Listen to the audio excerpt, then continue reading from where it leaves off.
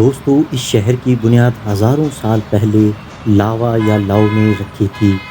دیوتا رام کے بیٹے رامائن کے ہیرو اس کا اصل نام یا تو لاؤ گڑھ، لاوا کا قلعہ یا لاوا پوری لاؤ کی جگہ تھا، جسے بعد میں لاہور میں تبدیل کر دیا گیا۔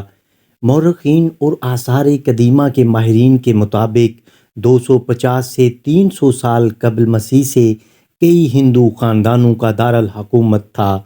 غالباً ان میں سے پہلا خاندان گجر قبیلے کا لو یا لاؤ خاندان تھا، جس نے لاہور شہر کی بنیاد رکھی۔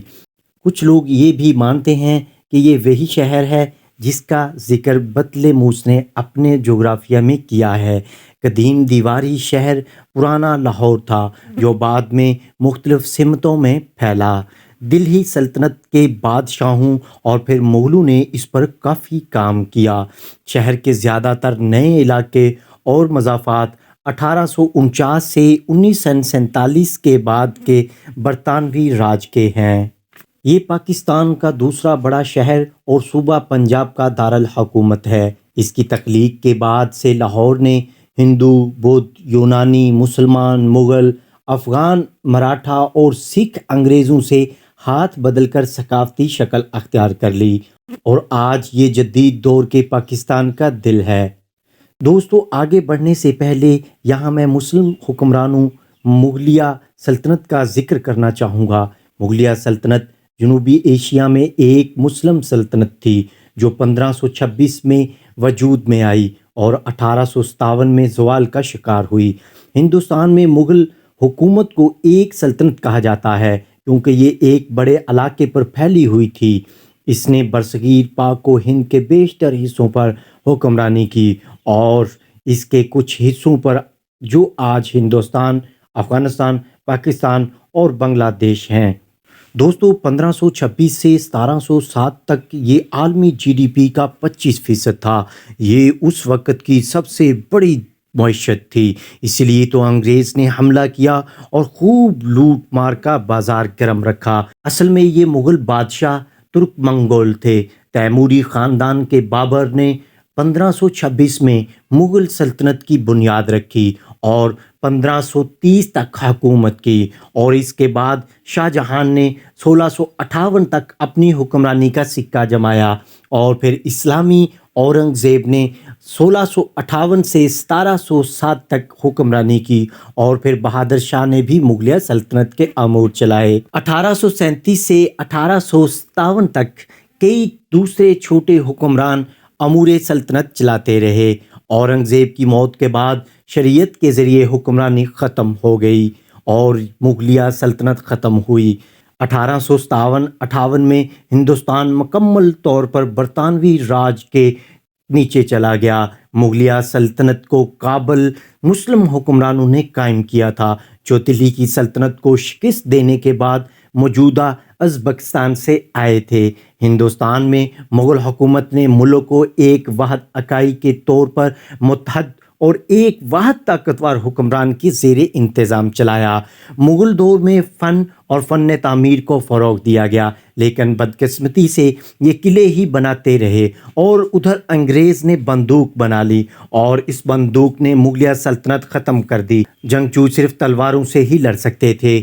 دوستو، مختلف ادوار میں لاہور مختلف سلطنتوں کے زیر تسلط رہا، جن میں موریہ سلطنت، کشان سلطنت اور گپتا سلطنت شامل ہیں۔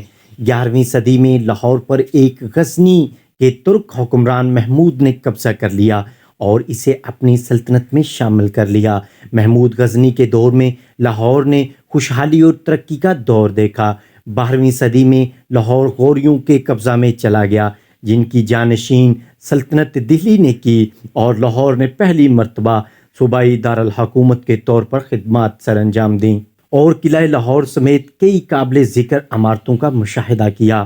15ویں صدی میں مغلیہ سلطنت اپنے عروج پر پہنچی۔ 1584 میں شہنشاہ اکبر نے لاہور کو مغل سلطنت کا دارالحکومت بنا دیا، اور مغلوں نے لاہور کو فن، ثقافت اور علم کا مرکز بنا دیا، اور اسی دور میں مشہور بادشاہی مسجد اور شالیمار باغ تعمیر ہوئے۔ 5ویں مغل حکمران شہنشاہ شاہ جہان نے لاہور کی قلعہ بندی کو بڑھایا اور شاہی قلعہ تعمیر کیا۔ لاہور نے شہنشاہ اورنگزیب کے دور میں بے پناہ ترقی کی۔ مغل اقتدار کے زوال کے باوجود لاہور ایک اہم علاقائی دارالحکومت رہا۔ 18ویں صدی میں مغلیہ سلطنت کمزور پڑ گئی اور لاہور مختلف علاقائی طاقتوں کے زیر کنٹرول چلا گیا، جن میں سکھ اور افغان بھی شامل تھے۔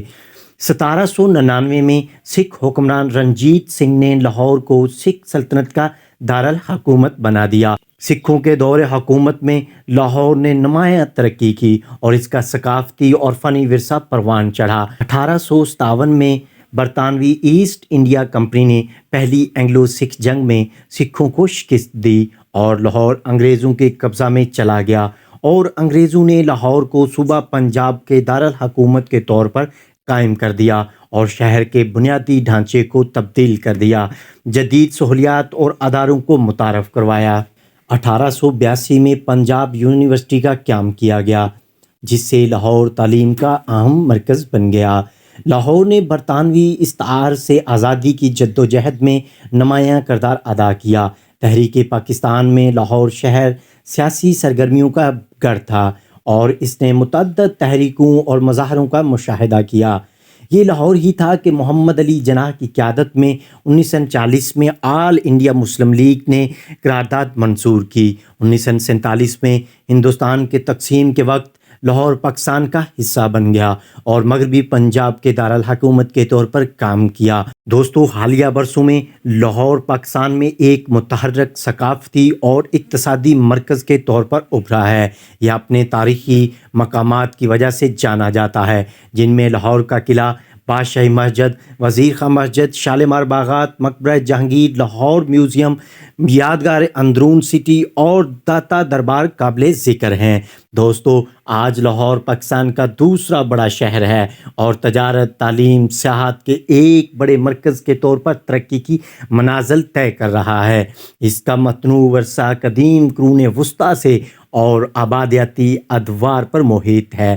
اس کے فن تعمیر، روایات اور طرز زندگی سے ظاہر ہوتا ہے، جو اسے بے پناہ تاریخی اور ثقافتی اہمیت کا شہر بناتا ہے۔ امید کرتا ہوں آج کی یہ ویڈیو آپ کو پسند آئی ہوگی۔ ملتے ہیں نیکسٹ ویڈیو میں، تب تک اللہ حافظ۔